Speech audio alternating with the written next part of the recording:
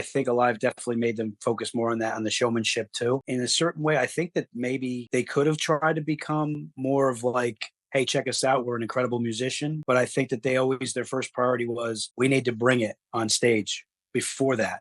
And I think, people who are diehard Kiss fans know they made good music, but their focus was never going to be, look at me and what I do on guitar, look at me and what I do on drums.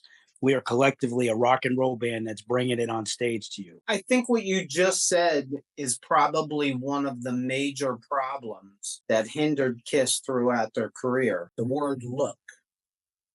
People listened to Kiss with their eyes. People judged Kiss with their eyes. And I think at some point, hopefully while all four of them are still alive, and it probably will never happen, but I'd really like now that it's over, or it's allegedly over, and they're all getting up there in years, hopefully that narrative starts to change a little bit, and someone other than Kiss fans, Kiss super fans, podcasts, blah, blah, blah, blah, blah, people like us, hopefully other people stop listening to Kiss with their eyes and finally give them the credit that at least I think they Well, deserve. listen, like, me and you both got to that place, right, where we appreciate the music, especially going back. When we were kids, we weren't paying attention to how it was produced. We didn't think of that kind of stuff. But even you said, when you first started watching, you said you pretty much feel like you started getting into Kiss based on what you saw, and then started listening to music. Like, that was the thing that hooked you first.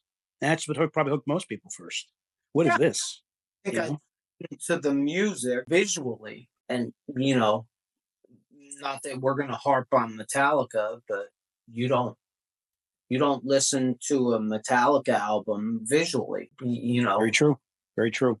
Metallica cut their hair and changed their look in the 90s. And look, I remember people went crazy. I just wasn't one of them that went crazy. What do I care? Now, if you look at the Kiss Killers album cover, everybody went crazy.